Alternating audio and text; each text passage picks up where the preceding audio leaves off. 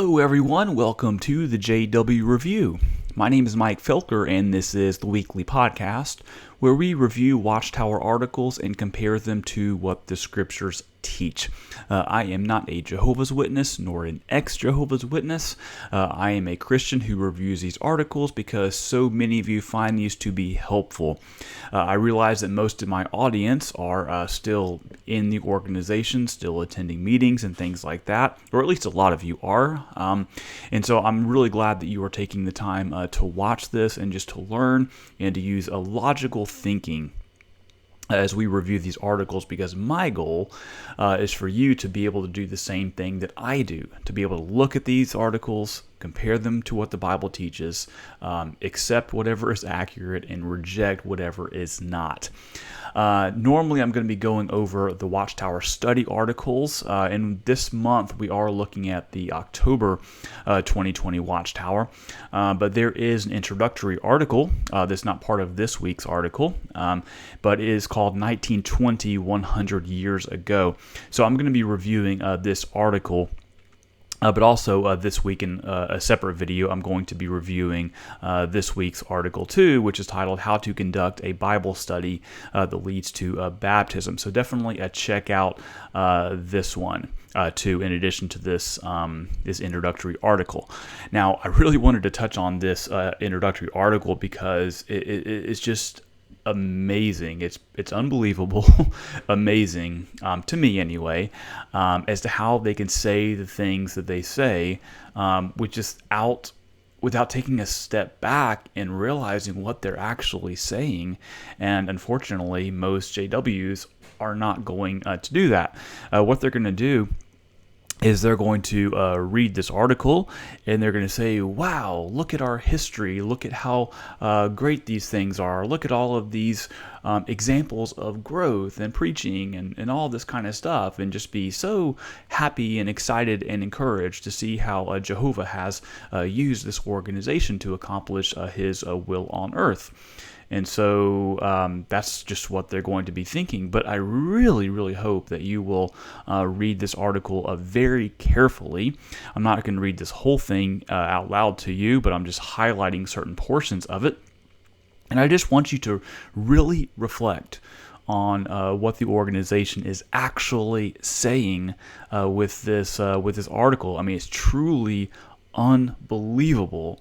What they're saying. And should I be surprised? Well, I guess not, because this kind of thing has been done before. But the reason it's just shocking to me, I guess, is just because I'm not a part of this culture.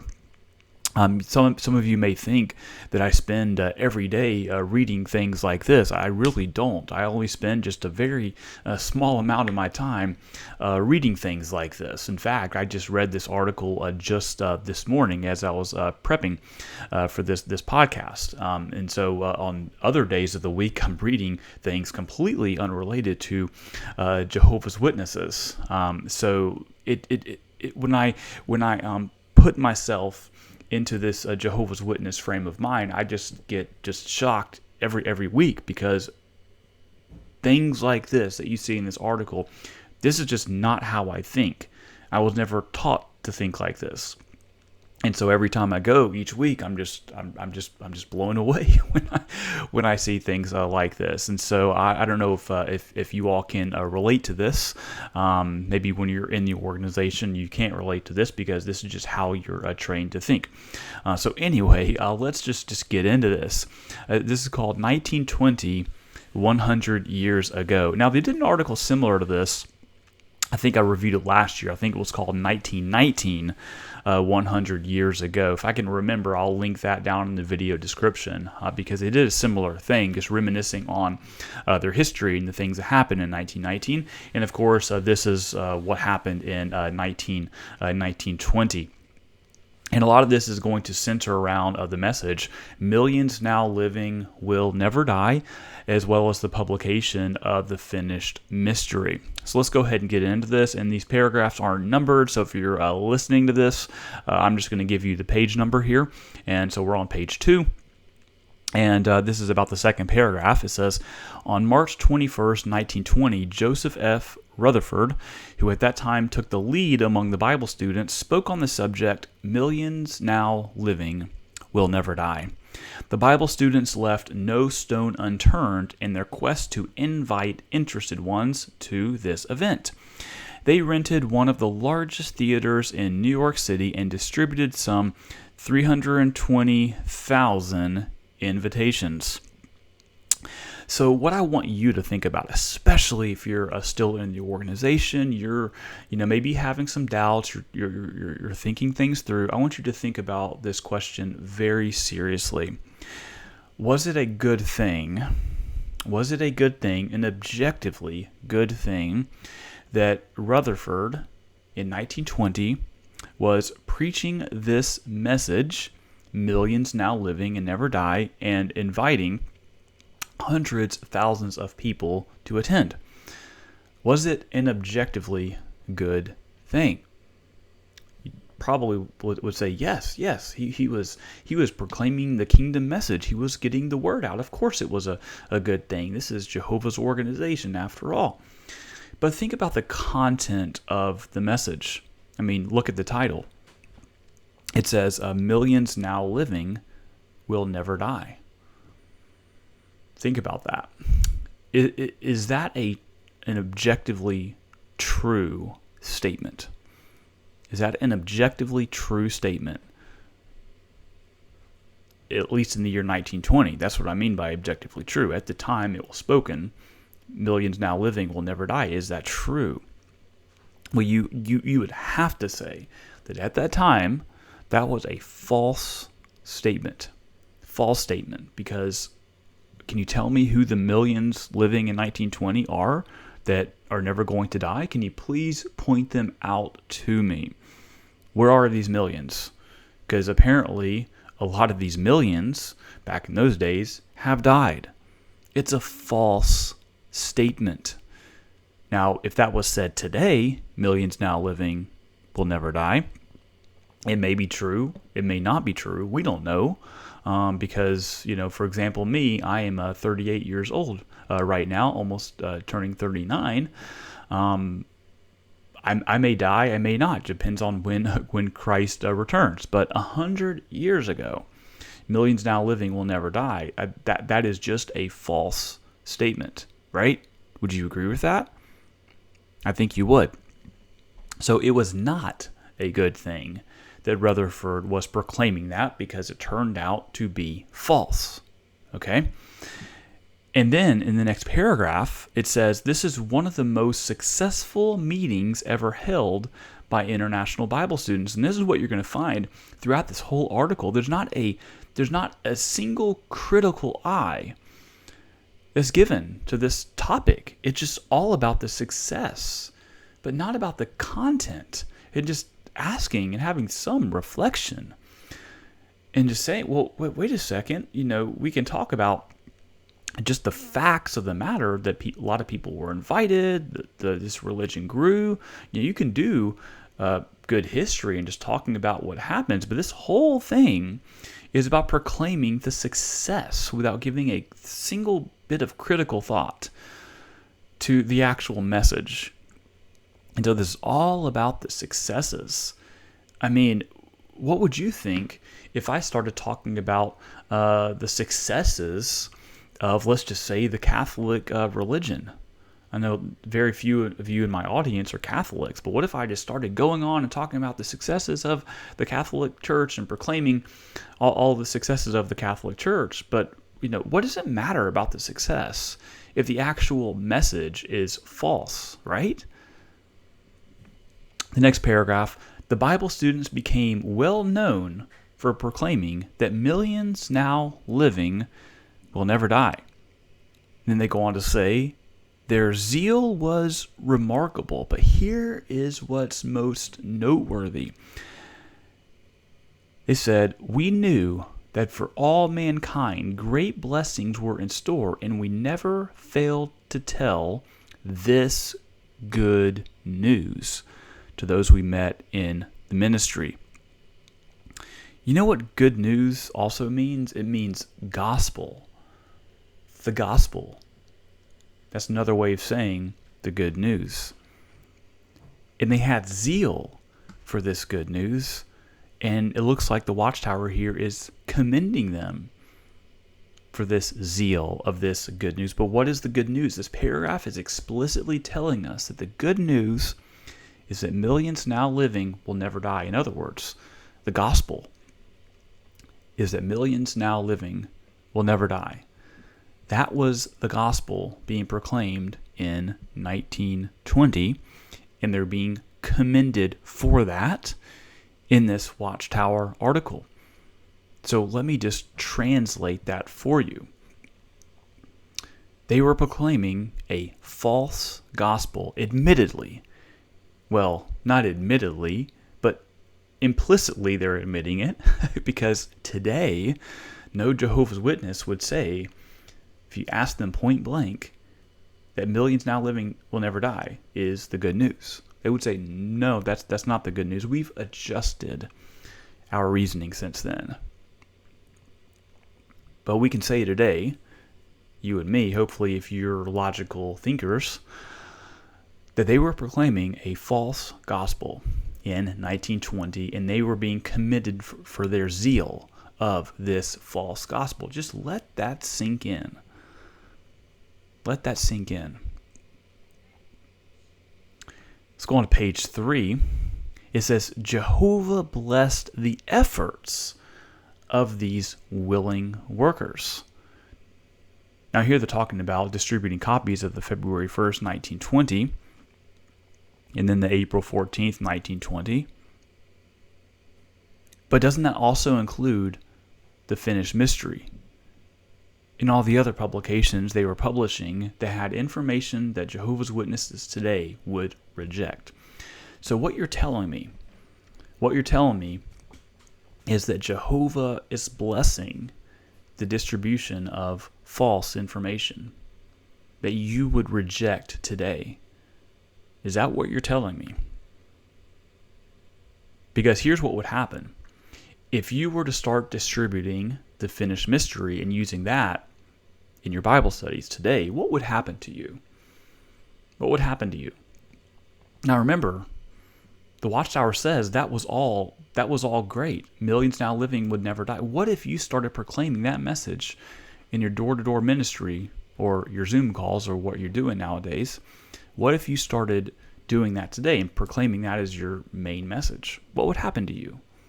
What would happen to you? Last paragraph on this page. On June 21st, 1920, the Bible students began an intense campaign to distribute the ZG, a paperback edition of the Finnish Mystery. A large number of these books had been stored when the book was banned in 1918. Now, what book are they talking about? Well, here's one edition of it. This is the hardback version. If you want to read this for yourself, you can either send me a direct message. I'd be happy to send you the PDF of this. But it's also just easy to find online. I'm pretty sure you can just Google Jehovah's Witnesses or the Watchtower, the Finnish Mystery, and it's pretty easy to find online. But what you're going to find in this publication is that on nearly every single page, you're going to find information that the Watchtower would reject today on just about every single page.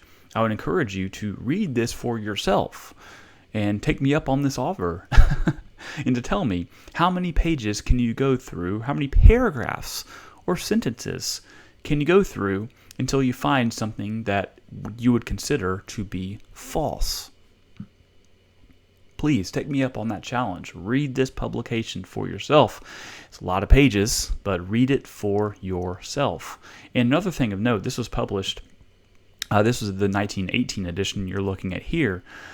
Notice that this was still in circulation when Jesus supposedly chose the faithful and discreet slave in 1919. Chose them for the messages they were proclaiming, which includes the publication of this book. So apparently Jesus approved of this message because he chose them based on the content of the message they were preaching, right? Against all other religions, Jesus chose them. All right? Would Jesus accept this publication today? Or would he reject it today? Well, think about this. Do the Jehovah's Witnesses accept this today, or would they reject this today? Could you start circulating this publication in your door-to-door ministry? Think about that. Next page, page 4. All class workers, not just the colporteurs, were invited to share in the distribution work. Every consecrated baptized person in every class who can participate should do so gladly. Let this be the motto of each one now. This one thing I do, put out the ZG. That's the Finnish Mystery. This one thing I do. So again, this Watchtower article is just celebrating the zeal that people were having. If you're going to do nothing else, this one thing I do, put out this publication and proclaim this message, this good news, this gospel of millions now living will never die. And next, they talk about this convention they had where 50,000 people were in attendance. And Brother Rutherford, again, spoke on the subject, millions now living will never die. Again, the Watchtower is celebrating the proclamation of this implicitly admittedly, false gospel that none of you would proclaim today. Last paragraph. As 1920 drew to a close, the Bible students had much to be happy about. The work at the headquarters continued to expand, and more than ever. True Christians actively proclaimed God's kingdom as the solution to mankind's problems. The next year, 1921, would be an even greater year for advertising kingdom truth. So look, the Watchtower is calling this stuff kingdom truth. This is talking about the proclamation of God's kingdom that's tied directly to their message of millions now living would never die. The Watchtower is today calling that kingdom truth. See, this is where they speak on both sides of their mouth because they would reject this message today. They would reject the Finnish Mystery today. If you don't believe me, again, start distributing this in your Bible studies. Start studying from this publication in your Bible studies. See what would happen if you started doing that. I would even encourage you, if you're one of Jehovah's Witnesses, if you don't want to trust this PDF that you would get from me or that you would get online, go to your elders or go to whoever can get this for you. Say, hey, you know what? I read in this introductory Watchtower article a lot of information about the Finnish Mystery. I would love to get my hands on it so I can read it for myself, so I can see what information these early Bible students were having on this publication. I'm interested in this. Ask your elders if that would be okay if you could get your hands on this publication. What do you think they would say? I mean, I'm genuinely interested. I don't know what they would say, but what would happen if you went to your elders and you asked them for a copy of this and you wanted to study it for yourself? What would happen? I really do want to know because I have no idea. Maybe you would just get a strange look and they would be willing to do it without asking a lot of questions. Or maybe you'd find yourself in a judicial committee. I don't know. I would really want to know. So if you do know that, please share it with me. But what I want to finish with and just wrap this up in is just for you to take some time to reflect on this. Because I think it's okay for religion to talk about their history.